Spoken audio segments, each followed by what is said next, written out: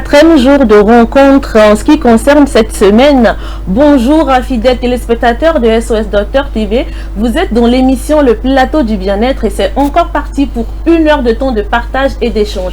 J'espère que vous êtes prêts. En tout cas, nous ici au plateau, nous sommes prêts à vous donner toutes ces informations-là qui, à coup sûr, vous feront du bien tout au long de la journée. Bienvenue à vous. Sur ce plateau aujourd'hui, je suis avec Jacques qui a manqué à beaucoup de personnes. Jacques, bonjour. Bonjour Blandine, comment bonjour tu au vas? plateau, je vais bien. Aujourd'hui, les hommes ont pris d'assaut le plateau. N'est-ce pas? Mais bon, il y a une égalité. Mais en tout cas, il y a égalité, oui, mais pas vraiment. Je suis en tout cas très heureux de partager ce plateau avec le docteur Agbodjan qui nous honore de sa présence. Ça fait vraiment plaisir, c'est une première, c'est une très bonne chose. Merci, merci Jacques. Bonjour docteur Agbodjan. Bonjour Blandine. Comment vous allez? Je vais bien, et toi? Je vais bien également, merci d'être sur ce plateau. Et le bien-être? Ah, le bien-être, il n'est pas menacé. J'espère que vous allez bien. Je vais bien. Ça fait plaisir de vous avoir sur ce plateau. Le plaisir est partagé. C'est parti pour 1 heure de temps. D'accord. J'espère que vous êtes prêts. Bon, prêt. Prêt pour le combat. Bonjour Gisèle. Je pensais que tu allais passer. Ah, comment ça? Est-ce que moi la seule et unique. Comment je peux jamais faire ça? Mon cœur est apaisé. Je vais bien. Et toi? Je vais bien également. Et bonjour docteur Agbodjan. Bonjour Jacques. Bonjour les téléspectateurs. Moi, je vais bien. J'espère que vous aussi. Oui, je me porte bien. D'accord. Voilà, on est là au studio ce matin pour 1 heure de temps, comme je le disais. Et on aura beaucoup à vous donner. Nous aurons bientôt à discuter du ronflement avec le docteur Agbodjan. Donc, ne zappez surtout pas. Pour l'heure, nous allons démarrer avec la causerie. Comme vous le savez, c'est tous les jours. Et notre thème de ce matin, c'est la montée en puissance des influenceurs. Devrions-nous nous en inquiéter ou être prudents? Jacques. Merci. Ça me fait plaisir que tu me donnes la parole en premier. Ça fait plaisir. Il faut dire qu'aujourd'hui, quand on parle des influenceurs, en tout cas à mon niveau, je pense qu'on devrait un peu s'inquiéter. Je dis un peu. Pourquoi je dis un peu? Parce que aujourd'hui, avec l'avènement des réseaux sociaux, les influenceurs montent en puissance. À un moment donné, il faut d'abord dire, c'est quoi un influenceur? C'est celui-là qui arrive à influencer l'opinion par ses productions, son niveau de vie, voilà, son opinion, tout ce que la personne fait, qui quand même arrive à impacter la vie des personnes qui suivent cette personne-là, qui arrive à influencer l'opinion publique. Il faut bon, si je vais le résumer ici. Maintenant, il faut dire qu'avec l'avènement des réseaux sociaux, c'est dans les années 2001, avec les différentes plateformes, mais Facebook a grandement contribué à la propulsion de ces réseaux sociaux, différents réseaux sociaux, puisque dans le temps, il y avait MySpace en 2003 et bien d'autres. Mais il faut dire qu'avec la plateforme Facebook, ça a tellement propulsé. En 2016, avec l'arrivée de TikTok, on a tellement vu tout le monde quand même qui a pris d'assaut les réseaux sociaux parce que il faut se donner certaine visibilité. Et maintenant, dans cette quête de visibilité, certaines personnes se sont érigées en, entre guillemets, influenceurs. Maintenant, dans les années, à partir de 2000 jusqu'à 2020 jusqu'à maintenant, il faut dire que ça monte en flèche. Et finalement, les influenceurs influent même la vie des enfants. Si bien que les parents ne sont plus éducateurs, mais les influenceurs sont devenus éducateurs. Les influenceurs sont devenus hommes politiques. Les influenceurs sont devenus médecins. Les influenceurs sont devenus un peu de tout. Et parfois même, l'information diffusée, prête à confusion. Maintenant, devons-nous nous inquiéter? Moi, je dis oui. Parce qu'à un moment donné, il y a ce qu'on appelle le traitement de l'information. Quand on diffuse certaines informations par moment, il faut se référer aux sources vraies. Parfois, Dieu a bien fait les choses, nous sommes dotés d'une intelligence. À un moment donné, quand on reçoit certaines informations, il faut arriver à les synthétiser. Bon, synthétiser, non, il faut arriver à faire une synthèse, je dirais mieux. Voilà, il faut arriver à faire une synthèse. Sinon, on aura, en tout cas, pour ceux qui ont fait la philosophie, ce n'est pour rien, on nous a toujours dit de mettre toutes choses en doute. Donc, il faut dire que c'est très important. Maintenant, un autre fait, regardez un peu pourquoi je dis il faut s'inquiéter. Les gens, il y a certaines personnes qui n'ont jamais fait la physique, ni la chimie, mais aujourd'hui sont esthéticiennes. Elles vous proposent tout un mélange de produits produits cosmétiques ou de je ne sais quoi, et on vous dit faites ceci, et parfois on utilise ce terme, ça c'est un sérum, ça c'est une gamme de... Et les gens défigurent leur visage, les gens se font du mal et comme ça sans le savoir. L'autre aspect, c'est que vous voyez quand vous prenez l'enfant jusqu'à l'âge de 10 ans, tout ce que l'enfant voit, l'enfant limite tout de suite. Alors les parents, certains parents ont démissionné et les enfants ont pris le relais.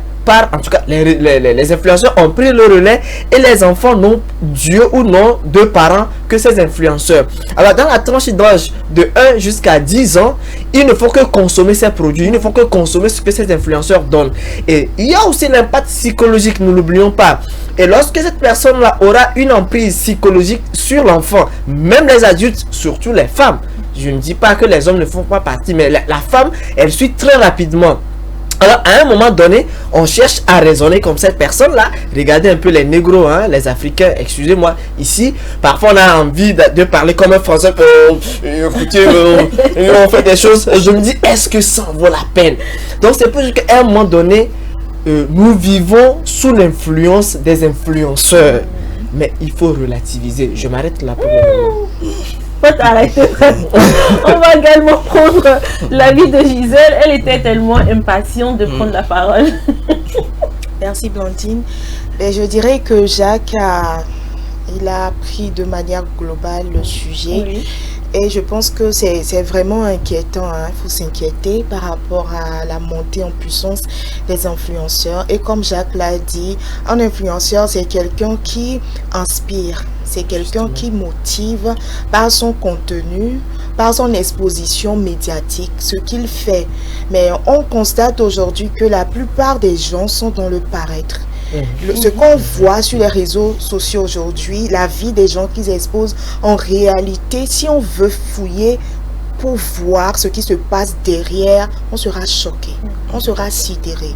Ce sont des situations, les gens sont prêts à tout, au fait, pour des vues, pour des abonnés, pour des likes, et d'autres même qui ont eu à monétiser leur compte, ils sont prêts à tout pour de l'argent. Moi, je dirais que les influenceurs aujourd'hui, si on prend la majorité, il y a très peu qui inspirent vraiment à travers de leur contenu. N'allons pas passer sous silence le fait qu'aujourd'hui, les jeunes gens, les enfants, tout le monde s'adonne à ça. Tout le monde, les gens essaient de copier ou bien d'imiter ces soi-disant influenceurs, et on peut constater que c'est à leur risque et péril. Ces gens, ils le font pour un but précis. C'est pourquoi vous allez voir même que sur les réseaux sociaux, quand on prend TikTok par exemple, il n'y a pas une semaine sans qu'il n'y ait de clash peut-être, ou bien il crée une sorte de buzz pour alimenter la toile, la toile, pour pouvoir s'attirer des abonnés, pour pouvoir s'attirer des likes. Même il y a les challenges là-bas, les trends là que les gens font, et etc. Bon,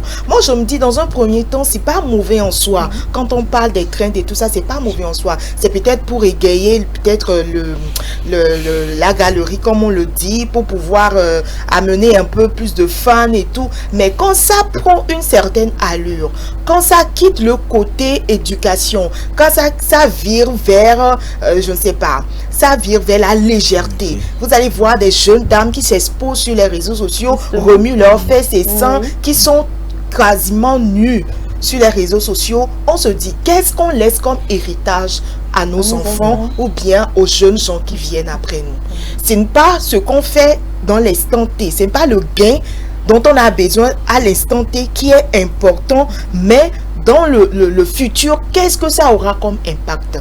Donc moi je dis, c'est vrai, il faut s'inquiéter, et c'est l'occasion aussi d'appeler, ou bien d'appeler à la vigilance et à la prudence de tout le monde à pouvoir faire la part des choses, savoir quoi regarder, savoir quoi imiter, parce qu'au milieu de tout ça, il y a une infime partie de ces influenceurs-là qui font du bon boulot. On ne va pas le nier, ils font du bon boulot. Il y en a dans leur contenu, ce sont des vrais messages de sensibilisation, de mobilisation, de formation, de formation. Il y en a même, vous allez voir sur leur contenu, ils apprennent aux jeunes gens, à parler anglais. Ouais. C'est juste un exemple parmi tant d'autres. tant d'autres. Ils mettent des vidéos, des petites capsules pour apprendre l'anglais, pour apprendre d'autres langues, l'allemand, etc., pour savoir cuisiner, exemple, pour savoir comment tisser, pour savoir comment faire ci, comment faire ça, pour savoir comment être éloquent, comment faire, oui, même pour vendre, pour inciter certaines personnes à l'entrepreneuriat. Et je pense que ça, vu sous cet angle, c'est louable. Maintenant, ce que Jacques a relevé tout à l'heure en parlant de la montée en flèche des soi-disant cosmétologues, aujourd'hui, c'est vrai qu'il y en a parmi eux, ou bien parmi elles, qui ont fait des formations, qui sont doués dans ce qu'ils font, qui ont eu des certificats, des diplômes pour ça. Mais si on veut bien fouiller, c'est une infime partie. La majeure partie, la plus grande partie, ce sont des gens qui ont appris le métier sur le tas et qui ne maîtrisent pas vraiment le rouage du cosmétique en tant que tel. Et aujourd'hui, ce sont des problèmes de santé qui vont peut-être, pas maintenant, on ne va pas les voir dès maintenant, mais à long terme, ce sont des problèmes de santé qui vont venir, des problèmes de peau, les dermatites, je ne sais pas, beaucoup de maladies de peau. Il y a un médecin parmi nous qui saura vraiment nous situer. Je pense que c'est vraiment l'occasion d'attirer l'attention des gens. Ne consommez pas tout ce qu'on vous présente. Jacques a parlé du doute qu'on a eu à avoir en philosophie, le doute cartésien. Faudrait que en soi, ou bien au fond de nous, qu'il y a une partie qui essaie de remettre en doute. C'est pas le fait d'être pessimiste, non, on parle pas de ça, mais on parle du fait que quand tu vois quelque chose, toi-même tu es doté d'intelligence et tu essaies de jauger pour voir que ça là, est-ce que je fais ou bien ce qu'on me montre, le m'as-tu vu, tu vas voir des influenceurs qui sont 2 avions chaque jour, je te demande ce qu'ils font même comme travail. C'est juste l'influence là qui rapporte comme ça. On se pose des questions. Au même moment, il y en a aussi qui sont 2 avions, mais qui font des affaires, qui font du business ou bien qui sont dans le commerce, qui vendent et que ça rapporte. Donc, c'est à nous-mêmes de faire la part des choses. Il faut être prudent. Donc, c'est ce que moi je peux ajouter. Merci beaucoup, Gisèle. De vos interventions, j'ai retenu 2 choses. La première chose, c'est ce que Jacques a dit par rapport aux enfants. Je pense que c'est très important. Et nous sommes en période de vacances, justement. Et avec cette montée-là de ces influenceurs, il y a ce suivisme-là. On a même passé un élément dans cette émission, je pense que c'était la semaine passée, par rapport à ces jeunes filles de 13, 14 ans qui s'adonnent déjà au make-up. Et c'est déjà, bonjour les problèmes en fait.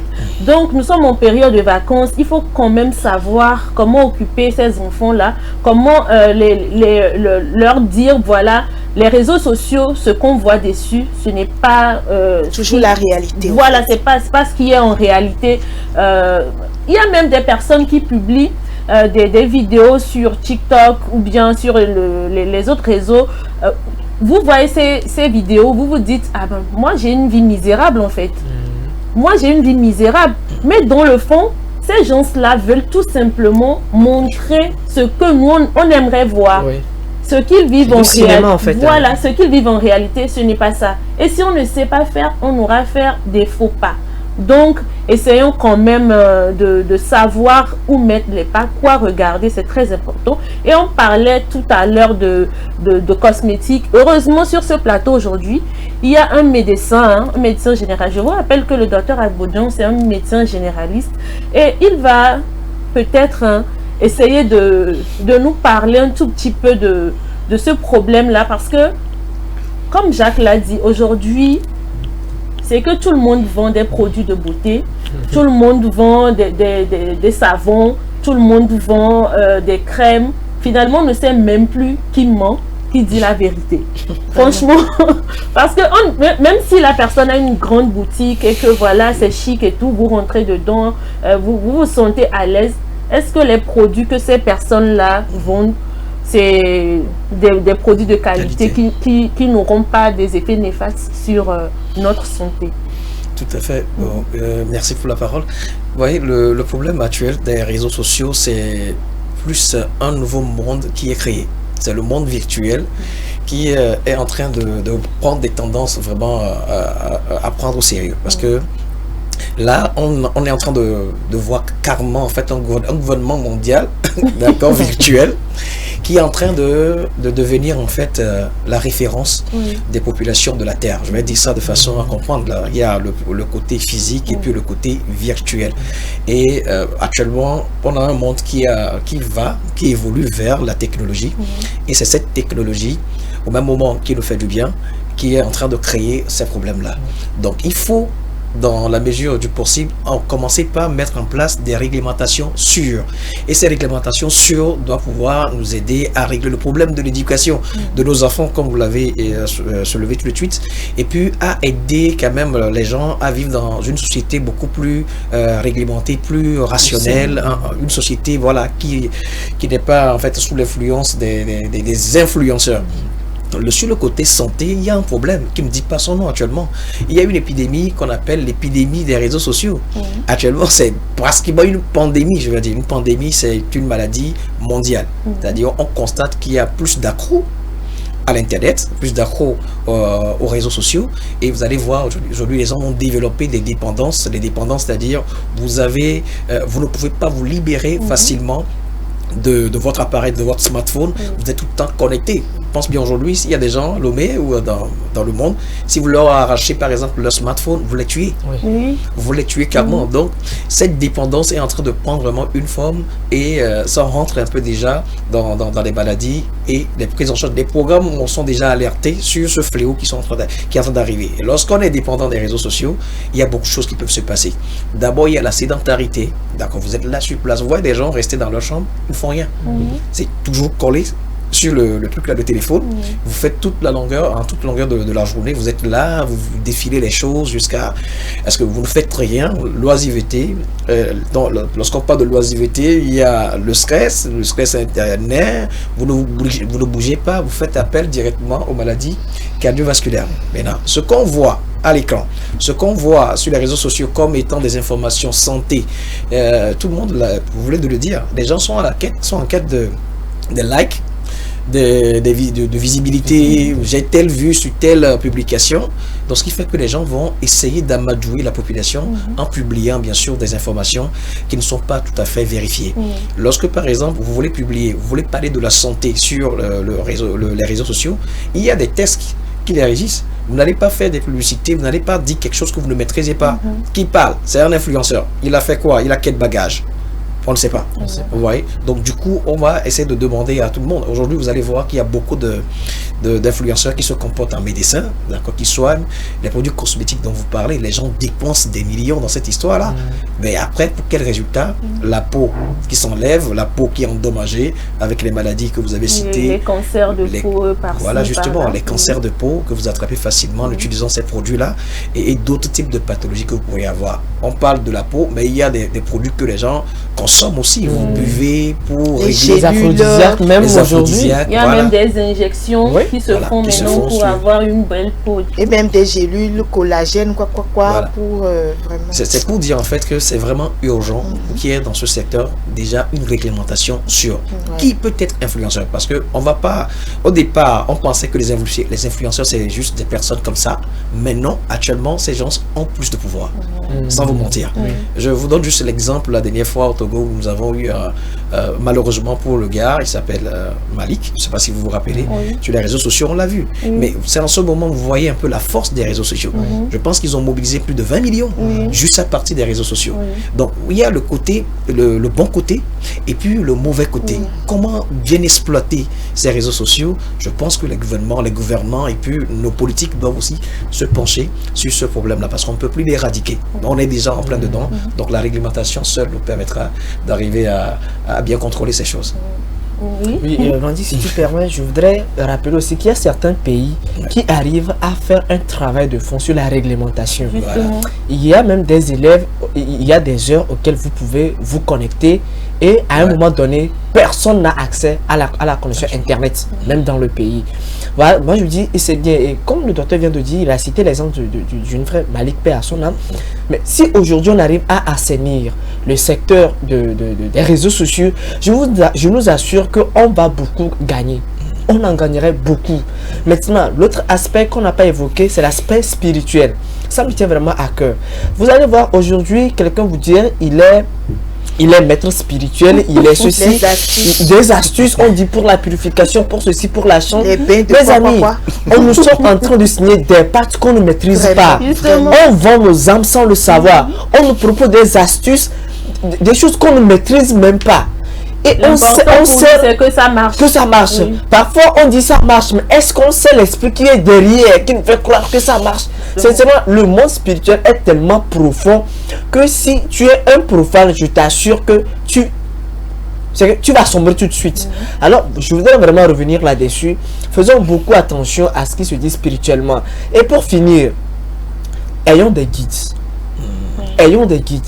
Si je suis peut-être apprenant, que j'ai un enseignant qui me sert de référence. Lorsque je suis dans le doute, que je me dirige vers cette personne. Si peut-être c'est un souci d'ordre sanitaire, que je connaisse quand même un médecin auprès de qui je peux aller.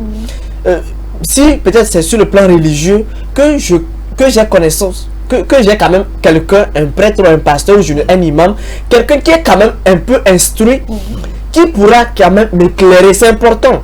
Parce qu'aujourd'hui, on a des personnes qui ne sont pas instruites, mais qui se donnent des titres et je ne sais qu'est-ce que ces personnes enseignent réellement.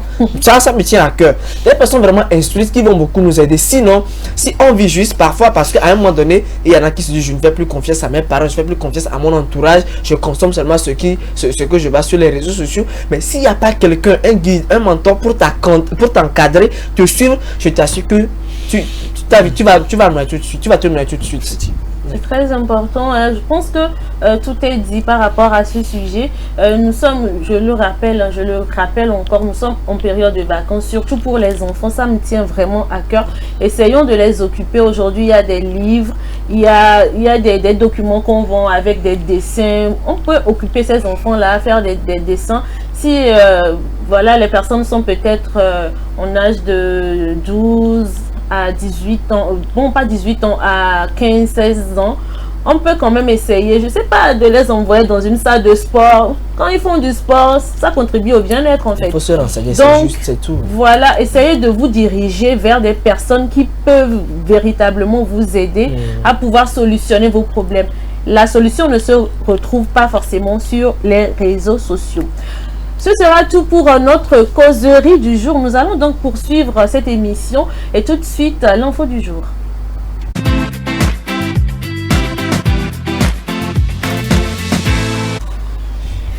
Fièvre, maux de tête, courbature, ce sont des symptômes qui ressemblent à un état grippal, mais il s'agit en fait de la dengue, cette maladie transmise par les moustiques tigres.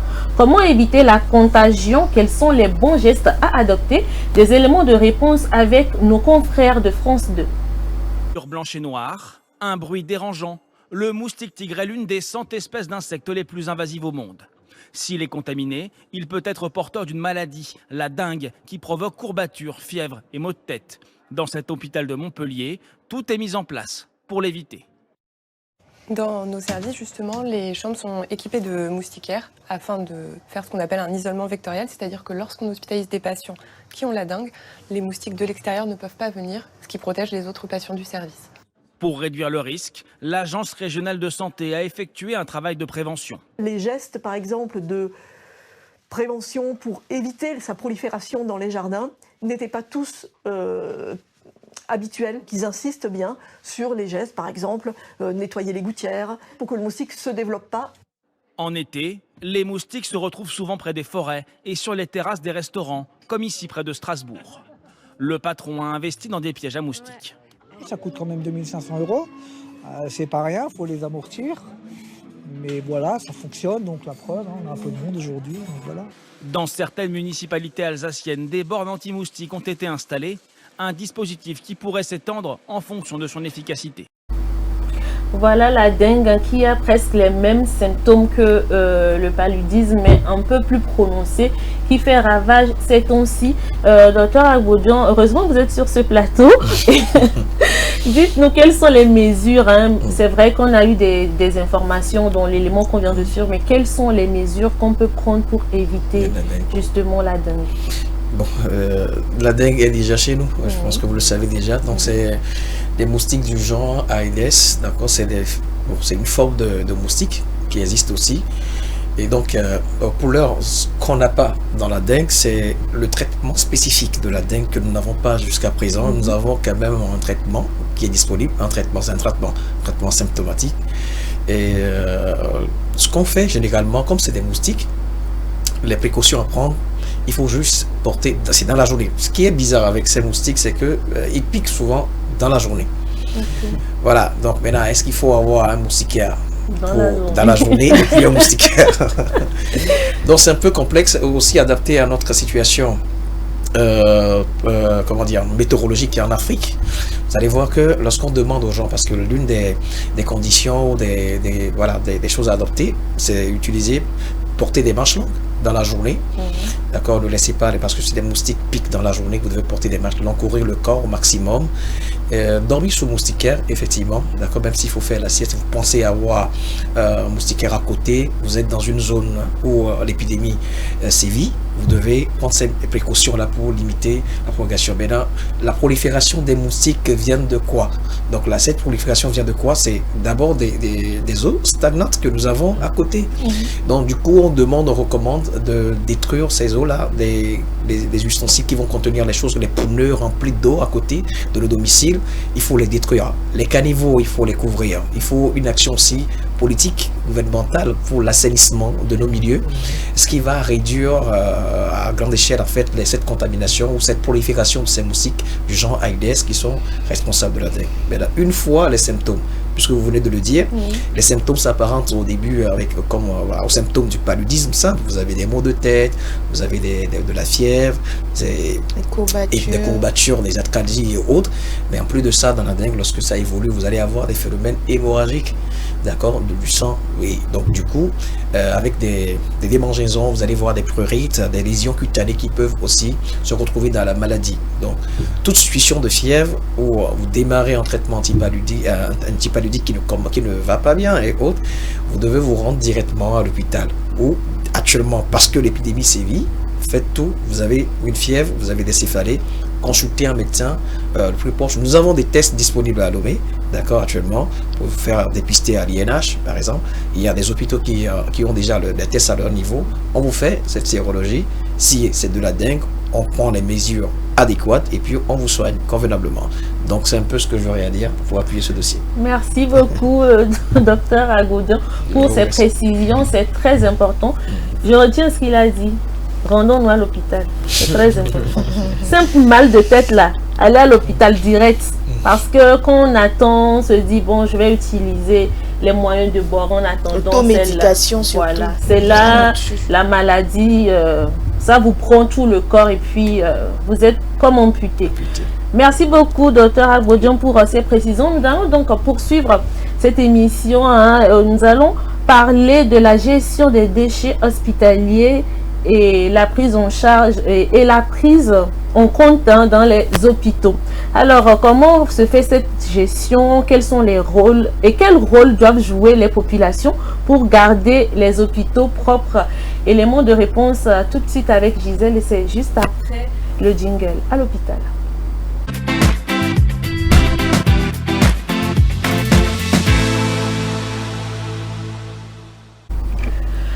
Voilà, de retour sur ce plateau, je vous le disais tantôt, nous allons parler aujourd'hui de la gestion des déchets en milieu hospitalier. Oui, Blandine, justement, dans la rubrique à l'hôpital aujourd'hui, nous allons parler dans un dossier que nous allons suivre tout à l'heure, un dossier de Nachat Chazoudi sur l'assainissement des hôpitaux, ce qui est prévu lors de la construction des hôpitaux, la responsabilité des populations aussi dans la gestion de ces déchets et les gestes à proscrire pour éviter de contracter les maladies. Donc, c'est tout de suite dans ce dossier. La gestion des déchets biomédicaux ou hospitaliers fait partie intégrante de la construction d'un hôpital pour son assainissement. Les hôpitaux peuvent entrer dans la mutualisation pour pouvoir gérer les déchets ou avoir des incinérateurs, il y en a de moins en moins, mais des dispositifs de banalisation des déchets et ensuite de compactage d'utilisation. Il y a beaucoup de techniques aujourd'hui, y compris même pour les seringues et ces éléments en plastique, y compris de la pyrolyse pour pouvoir créer un peu d'énergie et autres. Maintenant, la question aussi des déchets qui sont les restes humains, c'est aussi géré de façon très rigoureuse par les formations sanitaires, parce que vous savez très bien le risque que ça représente les restes humains, et ensuite aussi le respect de nos cultures, donc on ne soit pas dans une dispersion de ces restes humains à travers la ville et autres. Donc c'est tout un dispositif dont on doit tenir compte dans la construction de l'hôpital, avec les praticiens de l'hôpital, avec les gestionnaires de l'hôpital, mais également avec les environnementalistes qui sont concernés par le projet. Les malades et les visiteurs ont aussi la responsabilité de maintenir les hôpitaux propres avec des gestes simples. Vous allez dans un hôpital, vous allez voir que les murs sont sales. Ceux qui les ont salis, c'est nous. Et on s'adosse aussi très souvent aux murs. Alors je dis souvent aux gens, tu viens avec une maladie, tu veux la garder dans l'hôpital, ou tu viens, on est en train de te soigner, mais tu veux prendre les maladies des autres. Donc, cette disposition où on est tout le temps en train de mettre nos mains sur le mur, en train de nous adosser, tout ça, fait que beaucoup de nos formations sanitaires sont sales. Il faut qu'on le combatte. La seconde chose aussi, c'est l'hôpital, c'est pour nous. Et c'est d'abord à nous d'être les premiers à nous occuper de la propriété. On le voit dans certaines formations sanitaires, des gens qui arrivent et qui jettent de l'eau, les sachets d'eau, ils les jettent partout et autres. Et ce n'est pas propice à avoir des lieux sains. L'environnement d'un hôpital doit être sain pour faciliter la bonne santé de tous. Alors, vous allez constater que dans ce dossier, l'architecte a brossé un peu, il a parlé des déchets médicaux qu'on retrouve dans les hôpitaux. Et on peut dire qu'il existe 3 types de déchets. Il y a les déchets assimilables aux ordures ménagères, il y a les déchets d'activité de soins à risque infectieux, les objets et matériels piquants, coupants et tranchants. Et donc, on peut dire que les 2 derniers que je viens de citer sont plus traités de manière rigoureuse, de manière minutieuse par le personnel médical. Maintenant, ce qui nous intéresse aujourd'hui, c'est le premier, les déchets assimilables aux ordures ménagères.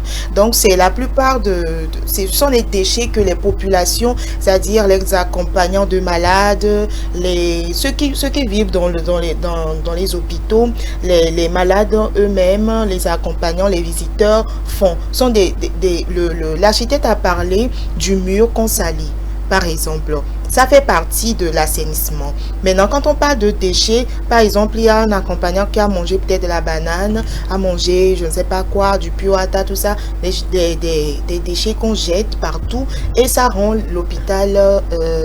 ça pollue l'environnement. Voilà, ça pollue l'environnement. Donc, c'est l'occasion d'attirer l'attention. On va remarquer que dans les hôpitaux, il y a des poubelles qui sont mises ça et là. C'est vrai que des fois, il y a la distance, c'est un peu loin.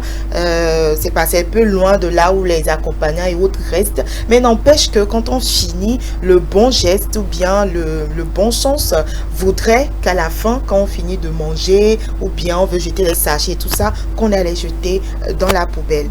Parce que il y a aussi des maladies, l'architecte l'a dit, des maladies qu'on contracte à l'hôpital, peut-être en s'adossant au mur, peut-être en restant dans l'environnement un peu insalubre. On parle généralement des maladies nosocomiales, ça peut être des infections urinaires, des infections de la voie respiratoire et tout. Donc, c'est le lieu de faire beaucoup attention. Et aussi, pour les téléspectateurs qui peut-être ont des malades ou bien qui accompagnent vont pour des visites, etc. C'est le lieu d'avoir des gels peut-être hydroalcooliques, souvent se désinfecter. Ça pourrait beaucoup aider pour que on ne vienne pas à l'hôpital pour une maladie et retourner à la maison avec 1000 maladies. Voilà, c'est tout aujourd'hui pour à l'hôpital. On se retrouve la semaine prochaine. Merci beaucoup Gisèle. Les questions, Jacques? J'ai beaucoup apprécié. On ne peut pas venir pour se faire soigner, repartir avec une autre maladie. Et puis, parfois aussi, le bon sens, il faudrait qu'on fasse appel au bon sens. On vient dans un environnement où, en réalité, la propriété doit être de mise. On vient pour quelque chose. Maintenant, on vient salir encore cet environnement. On vient polluer cet environnement. Ça n'a pas de sens. Sincèrement, ça n'a pas de sens. Et c'est l'occasion aussi d'attirer l'attention des responsables, de disposer vraiment de ces poubelles-là, de mettre ces poubelles-là dans les hôpitaux pour faciliter aussi, aider en tout cas certaines personnes à appliquer ces gestes-là de propriété. Pourquoi pas même écrire parfois certaines choses-là, ça interpelle parfois. Oui, c'est vrai, c'est vrai. ça pourrait aider. Parce que c'est vrai qu'il y a des gens qui diront, je suis à l'hôpital, j'ai des soucis. Franchement, je ne sais pas si ma soeur ou mon frère que j'ai accompagné, qui va s'en sortir. Mais quand même, il ne faut pas venir à l'hôpital et repartir avec des maladies. Essayons d'adopter des gestes qui peuvent tout simplement aller dans le sens de notre bien-être. C'est très important. Ce sera tout donc aujourd'hui pour à l'hôpital et nous allons marquer une pause et juste après recevoir en bonne et due forme Dr Alessi.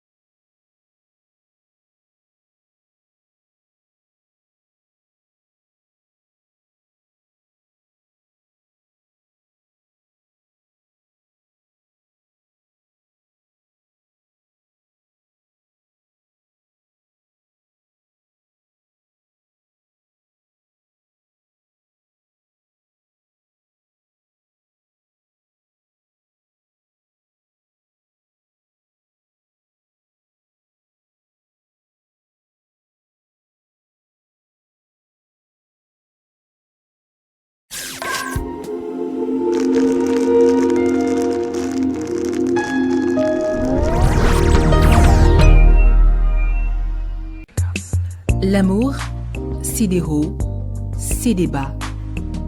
Et quand la femme dit non, c'est vraiment non. Mais rien ne vaut un petit cadeau pour raviver la flamme de l'amour. La femme se fait belle et sensuelle pour votre plaisir. Claudia Lingerie, nous disposons de toute une collection de sous-vêtements haut de gamme pour hommes, femmes et enfants à un bon prix. Soyez ceux qui portent des sous-vêtements confortables. Claudia Lingerie, nous sélectionnons pour vous de la lingerie fine de qualité pour sublimer vos soirées. Claudia Lingerie, sur la route d'Agbalépédo, juste à côté du monument Grand Œuf Blanc. Infoline 00228 97 01 03 03 0228 97 01 04 04. Claudia Lingerie, l'élégance a une adresse.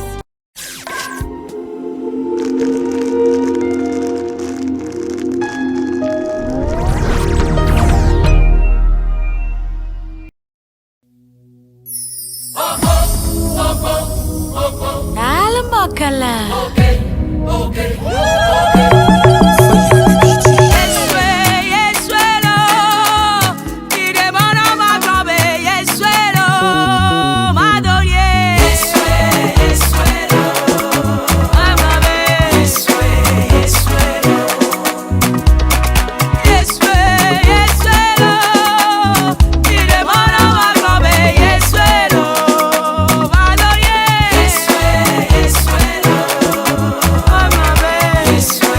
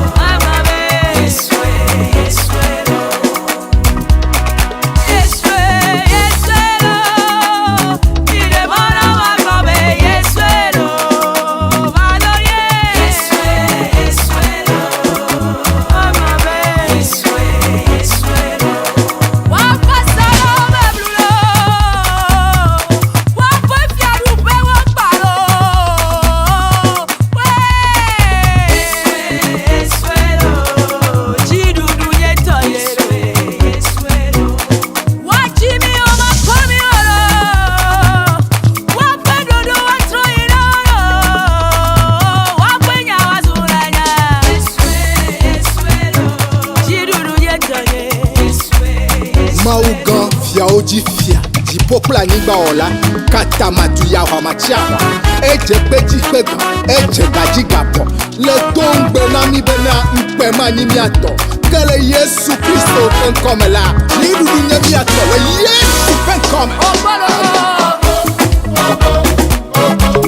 Ogelo, eswe, ah, ogolo, ogelo, aha, Yesu pen kodia, ekrosia kroaje, wadwe majejo, Yesu pen kome.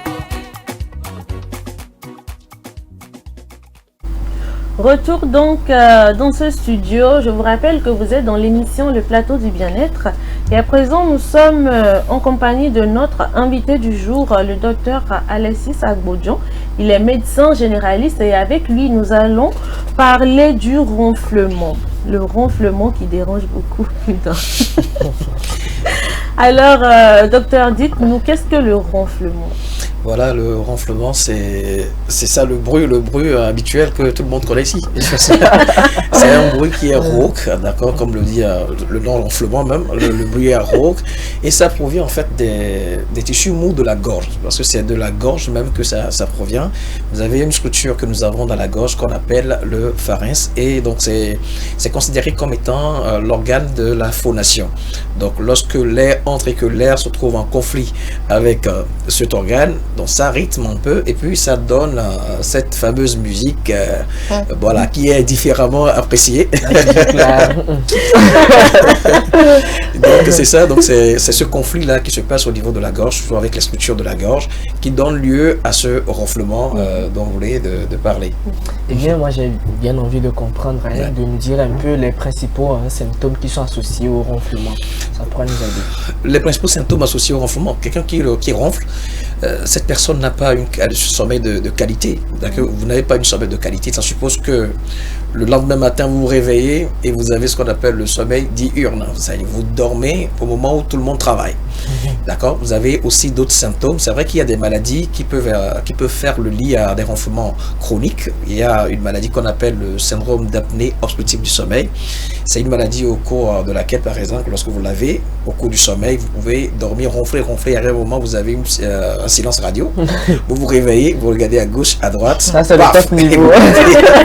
Et donc, ce qui fait que, et bizarrement, c'est une maladie qui est grave parce que lorsque vous ne dormez pas suffisamment et que vous avez des réveils nocturnes et autres avec cette maladie, votre tension artérielle peut s'élever. Donc vous aurez l'hypertension artérielle, vous pouvez avoir d'autres maladies, les troubles de concentration, l'obésité, d'accord, qui peut subvenir. Sans toutefois, comment dire, oublier que l'obésité fait le lit aussi au ronflement. Voilà. Alors docteur, moi j'aimerais savoir quelles sont les causes les plus courantes du ronflement. Bon, il y a ce qu'on appelle des familles de ronfleurs.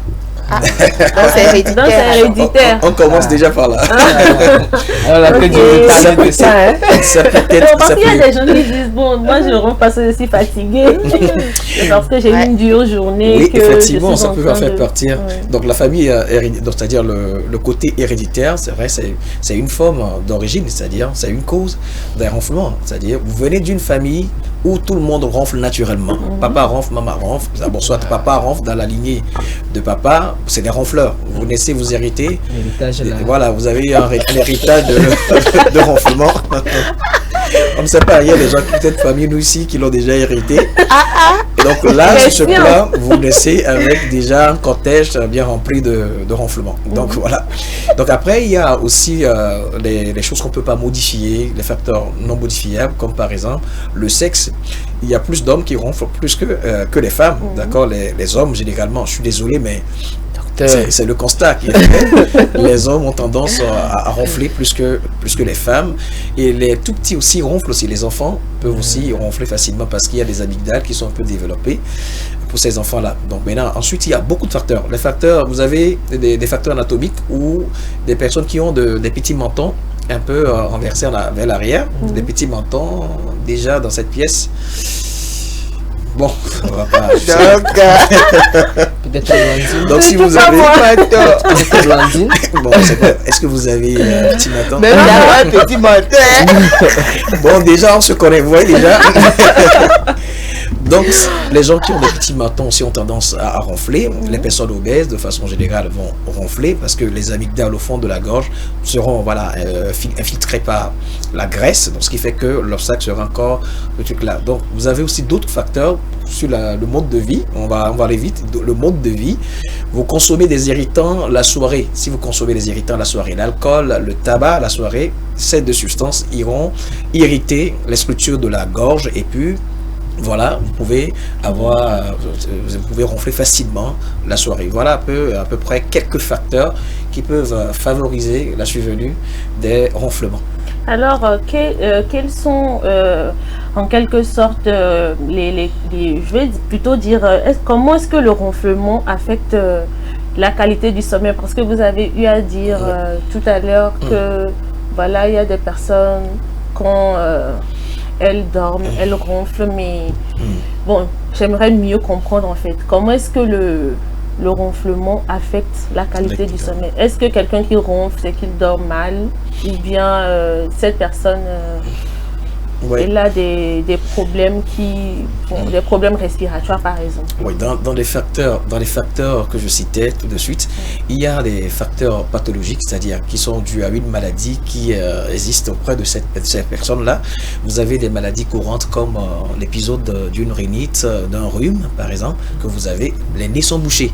Donc puisque les nez sont bouchés, la nuit, il y aura une confrontation entre le passage de l'air et ce nez ou cette narine qui est bouchée. Donc du coup, ça peut favoriser momentanément, périodiquement, les ronflements à ce niveau. Donc il y a d'autres types même au niveau de la posture dont je parlais, la posture, vous dormez sur le dos, facilement ça augmente parce que les organes vont être un peu rabattus vers l'intérieur, du coup vous aurez cette confrontation. Donc du coup, si par exemple, on est en contact de ces maladies qui ne sont pas traitées, les maladies ORL de façon générale, qui ne sont pas bien traitées, la qualité du sommeil prend un coup. Il y a des phases de sommeil. Si vous ronflez et que d'abord, on parle de la qualité pour vous-même d'abord. À côté, on n'a pas encore parlé de la personne à côté. D'accord. Souvent, on constate que ces personnes ne dorment pas bien, de façon générale. D'accord, vous voyez. Il y a des ronfleurs simples. Sur les statistiques qui ont été faites, vous allez voir qu'il y a sur 10, on a des ronfleurs simples, 4 sur 10, qui sont des ronfleurs simples. Et les 6 autres, vraiment, c'est des ronfleurs vraiment qui sont dans les... On peut toujours remarquer, on peut peut-être voir des facteurs associés à cela. Donc, si vous ronflez tout le temps, votre qualité ou la qualité du sommeil est aussi peut-être aussi impactée. Et le lendemain, vous vous réveillez avec voilà, une fatigabilité au réveil, l'asthénie, c'est ça. Vous vous réveillez avec un défaut des troubles de concentration. Dans la journée, vous dormez. Voilà un peu les répercussions qu'on peut avoir si on ne dort pas bien à cause du ronflement. Docteur, il y en a qui disent que le fait de ronfler, c'est que vous avez dormi profondément. C'est que quand tu ronfles là, c'est que tu as passé un bon sommeil. C'est que tu as voyagé. Tu as vraiment voyagé et quand tu te réveilles, tu es vraiment soulagé. Oui, c'est ce que je disais tout de suite que le ronflement, ça dépend. Nous avons cité des facteurs. Il y a des gens qui ne ronflent pas de façon... qui ne vont pas vite ronfler. L'intensité ou la fréquence des ronflements ne serait pas aussi ça chez eux. Mais peut-être qu'un jour, vous avez la fatigue en fait partie. Donc vous fatiguez, vous revenez à la maison, voilà, soit vous prenez par exemple un médicament pour dormir, les somnifères. C'est des médicaments qui sont censés relâcher les muscles. Si vous prenez des somnifères et que ces muscles sont relâchés, les muscles de la gorge aussi sont intéressés. Ils seront relâchés. Mais lorsqu'ils sont relâchés, automatiquement, il y a la gorge peut être bouchée. Bon, disons, les structures de la gorge ne peuvent pas facilement laisser passer l'air. Donc, du coup, dans cette situation, plus vous êtes fatigué, les muscles sont relâchés. Vous prenez des somnifères, les muscles sont relâchés, mais vous pouvez ronfler. Maintenant, tout ce que les gens disent par rapport au ronflement, si vous ronflez, c'est que vous dormez vraiment bien. C'est aussi quelque chose parce que dans le sommeil, il y a des phases de sommeil. Et ces personnes-là, généralement, c'est vrai qu'elles dorment, mais je ne pense pas que si on fait bien l'étude, on va voir que, mais vous dormez, mais en fait, vous dormez avec des problèmes. Est-ce qu'il y a des complications Oui. Avant même d'aller vers les complications, j'aimerais demander quelle est la position idéale pour bien dormir en fait. Quelle est la... Parce que vous venez de parler du fait qu'on couche qu'on se couche sur le dos, on ronfle. Maintenant, c'est quoi la position? Parce qu'il y a même des gens qui s'asseyent comme ça, ou bien des personnes qui mettent juste la tête sur un banc ou bien une chaise et puis voilà, ils commencent par ronfler. Voilà. Donc, quelle est la position idéale pour bien dormir? Donc la position idéale pour bien dormir, c'est ça, on dort sur le côté. Lorsqu'on dort sur le côté, ça favorise, ça ouvre un peu la porte à l'air de rentrer. Ça rentre en fait. Mais le fait de dormir sur le dos, lorsqu'on dort sur le dos, vous avez la tête qui est fléchie, vous avez les organes, vous avez la luette au fond de la gorge, vous avez les amygdales. Ces organes ont tendance à tomber un peu au fond de la gorge. Donc du coup, lorsque vous dormez sur le dos, en respirant l'air, il y a une confrontation, une difficulté de passage de l'air qui entre. D'accord, vous respirez, ça passe dans la trachée, dans le poumon et autres.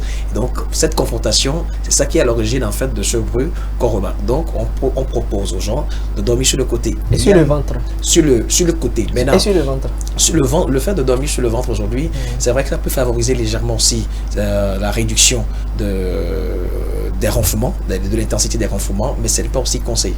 On va peut-être revenir sur ça après parce qu'il y a des formes de... Ce n'est pas aussi trop conseillé. Je vais essayer de le dire ainsi. Mais le mieux, c'est ce qui est préféré, c'est de dormir sur le côté. C'est ce que je veux dire. Maintenant, même en dormant sur le côté, qu'est-ce que je voudrais ajouter? On recommande aux gens d'utiliser des t-shirts anti-ronflement pour vous permettre en fait de rester sur le côté. Parce que c'est pas évident que lorsque vous allez au lit, que vous dormiez, vous prenez juste un côté, que vous dormez, vous vous retrouvez tout au long de la nuit. C'est pas facile. C'est quand même 8 heures de sommeil. Voilà, vous voyez. Donc du coup, 8 heures pour ceux qui dorment vraiment bien. D'accord, donc vous avez des t-shirts anti-ronflement, vous avez également des petites astuces comme on vous demande d'utiliser des balles de tennis que vous mettez derrière le t-shirt que vous dormez et puis dans le coup du sommeil, lorsque vous voulez revenir sur le dos, ça vous pique et vous revenez sur le côté pour que l'air puisse facilement passer. Voilà, ça fait partie en fait des mesures posturales. Voilà. Alors, Jacques voulait parler des complications liées au ronflement. Ouais. Les complications, on peut avoir d'abord les complications pour la personne elle-même. Vous allez voir, lorsque vous ne dormez pas bien, vous avez évoqué tout de suite une maladie qu'on appelle le syndrome d'apnée du sommeil. Si vous ronflez toutes les nuits et que vous pensez que ça devient de plus en plus chronique, ou on vous l'a déjà dit, je pense que la première des choses, c'est de faire une consultation. Parce qu'il peut s'agir de cette maladie qu'on appelle l'apnée, le syndrome d'apnée du sommeil. C'est une maladie qui va faire le lit à beaucoup d'autres maladies. Même les hypertensions artérielles, les AVC peuvent provenir de cette maladie, par exemple. Donc, il faut que vous consultiez. Peut-être que c'est une pathologie ORL, d'accord, des maladies qui vont boucher les narines, qui seront dans la sphère ORL. Rapidement, consultez pour qu'on puisse vous aider à guérir de ces pathologies. Sinon, ça peut évoluer vers des complications. Plus vous ronflez et que vous n'avez pas une bonne qualité de sommeil, vous pouvez avoir d'autres maladies qui accompagnent la mauvaise qualité de sommeil, notamment l'obésité, le diabète, l'hypertension que je viens de citer et d'autres formes de pathologies qui peuvent aussi survenir. Voilà. Alors, docteur, vous avez parlé de consultation, des différentes pathologies qui font partie des complications. Alors, dites-nous, quels sont les traitements qui sont disponibles pour le ronflement? D'accord. Pour traiter, c'est vrai qu'aujourd'hui, on dispose des traitements pour le ronflement. Et ça dépend de ce qui est en cause, de la personne en face de qui on se trouve. Si par exemple, vous avez, on constate que vous avez une luette beaucoup plus distendue, qui est un peu longue à la bouche. La luette, vous avez le petit organe qui est au fond de la gorge, vous voyez, qui est comme ça. Donc si vous avez une luette beaucoup plus distendue, plus longue et autres, on va aller faire une résection, on va aller utiliser des techniques au laser, c'est des traitements chirurgicaux, d'accord. Et puis vous avez également les amygdales. Il y a d'autres, c'est des amygdales au fond de la gorge qui sont beaucoup plus infiltrées par la graisse. Donc on va leur faire ce qu'on appelle une amygdalectomie. Donc on va aller couper un peu ces amygdales pour favoriser le bon passage de l'air. Maintenant, il y a aussi aujourd'hui ce qu'on appelle les orthèses d'avancée mandibulaire. Donc c'est sous forme de prothèse, d'accord, qu'on met dans la bouche pour essayer de caler un peu les structures de la gorge et les empêcher de descendre la nuit lorsqu'on dort. Et souvent les gens ont ces appareillages là qu'ils ont à côté et puis bon, lorsque vous allez au lit, vous les mettez pour ne pas gêner le conjoint à côté. Voilà. Donc et puis maintenant les astuces que j'ai ajoutées, on peut utiliser ces astuces là pour compléter ce traitement. ça peut aller. Justement, parlant des personnes à côté, les personnes qui se couchent généralement aux côtés des personnes qui ronflent, comment peuvent-elles identifier les épisodes de ronflement? C'est vraiment quelque chose qui dérange énormément. C'est difficile parce que déjà c'est aussi une source de conflit. Vraiment les coups. Ah oui, hein. Source de conflit. Comment je dois tu ronfles à mes côtés? Comment est-ce que moi je vais arriver à dormir ça? Surtout si c'est la femme qui ronfle là, c'est pas bien. C'est pour le pire, pour le. Pour l'homme c'est pire. C'est la femme qui ronfle. Jacques. Pour l'homme c'est pas nous tenter ici. C'est pour le meilleur. C'est pour le meilleur, pour le pire. Mais docteur, moi j'ai fait une remarque. Le ronflement, c'est le bruit de l'homme diffère de la femme.